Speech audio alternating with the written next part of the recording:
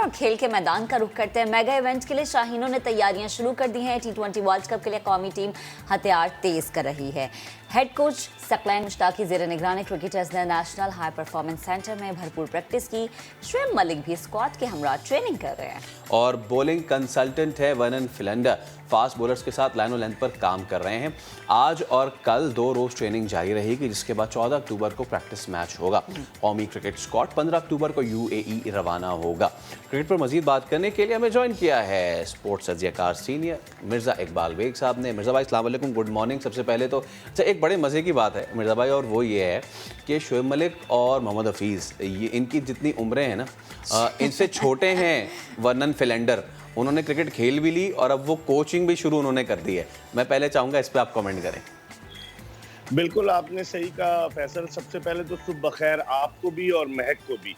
और जो आपने उम्रों की बात की, तो आप देखें शोएब मलिक ने 14 अक्टूबर 1999 को अपना डेब्यू किया था। अब 14 तारीख को 22 साल हो जाएंगे। इंटरनेशनल डेब्यू की बात कर रहा हूँ। और मोहम्मद हफीज़ ने 2003 में अपना डेब्यू किया था।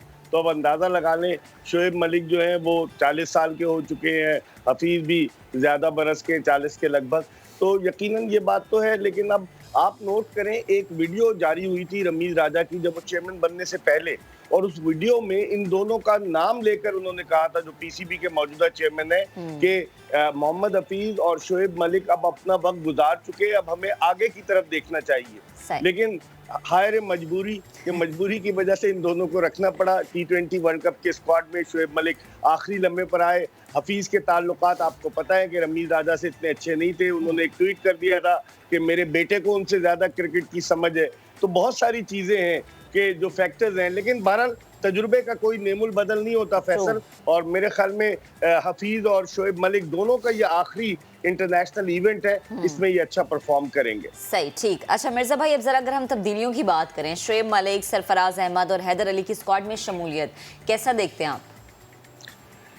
देखिए, मैं कि यकीनन मिडिल ऑर्डर हमारा मजबूत हुआ है। और फखर जमान को आप भूल गई, फखर जमान भी शामिल हुए। पहले वो ट्रैवलिंग रिजर्व में थे, अब वो 15 रुकनी स्क्वाड में आ गए। तो अब हमारी बैटिंग खासी मजबूत हो गई है। लेकिन असल मसला अब हमें बॉलिंग के शोबे में नजर आ रहा है, खास तौर पर स्पिन बॉलिंग के शोबे में।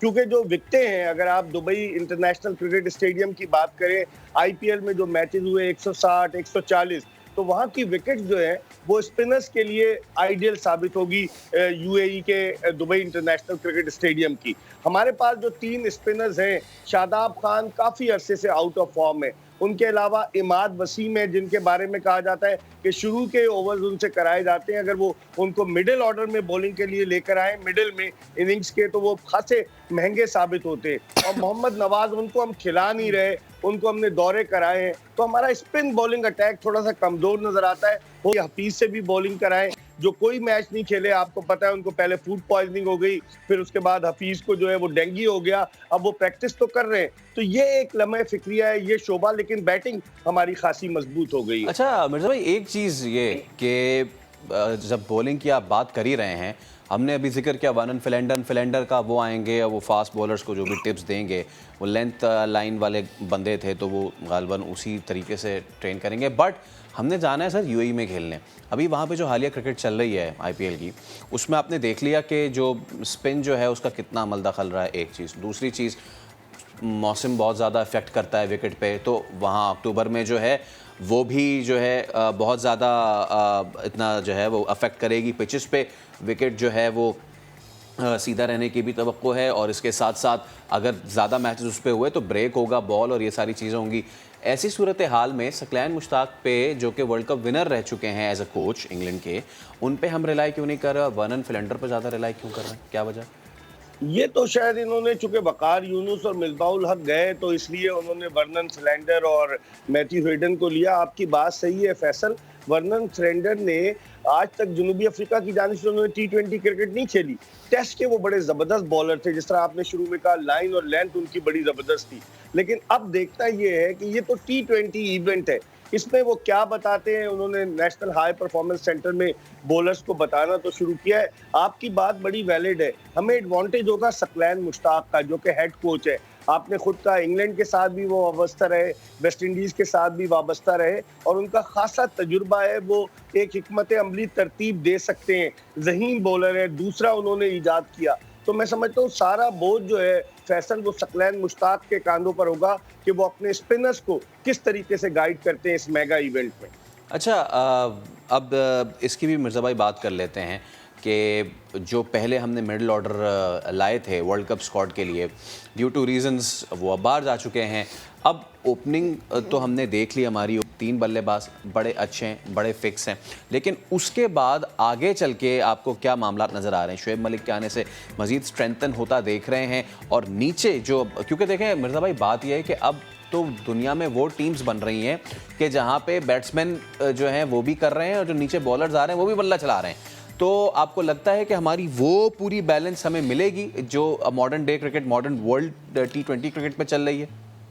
बिल्कुल फैसल, अब तब्दीलियों के बाद जो है अब हमें बैलेंस नजर आ रहा है। देखिए मेरी अपनी ओपिनियन में ये डेफिनेटली ओपनिंग स्लॉट पर ये रिजवान के साथ फखर जमान को लेकर जाएंगे, क्योंकि एक तो left handed right handed combination होगा, दूसरे फखर जमान जो है वो पावर प्ले का अच्छा फायदा उठा सकते हैं और फिर फखर जमान का एक हमें नफसियाती फायदा भी हासिल होगा। आपको याद होगा 18 जून 2017 को भारत को जो ओवल लंदन के मैदान पर चैंपियंस ट्रॉफी में पाकिस्तान ने हराया, फखर जमान ने क्या बैटिंग की थी, मैं खुद वहां मौजूद था। तो मेरे ख्याल में ये बाबर आजम को 1 डाउन लाएंगे और इनिंग्स ओपन कराएंगे रिजवान और फखर जमान से। फिर उसके बाद चौथे पे आ जाएंगे मोहम्मद हफीज, 5वें पे आ जाएंगे शोएब मलिक। अब छठे नंबर पर मेरे ख्याल में टाई है हैदर अली और आसिफ अली के दरमियान कि किसको खिलाते हैं। ये 6 बैट्समैन होंगे और उसके बाद आपको पता है शादाब खान बैटिंग अच्छी कर रहे हैं, अगरचे बॉलिंग अच्छी नहीं कर रहे।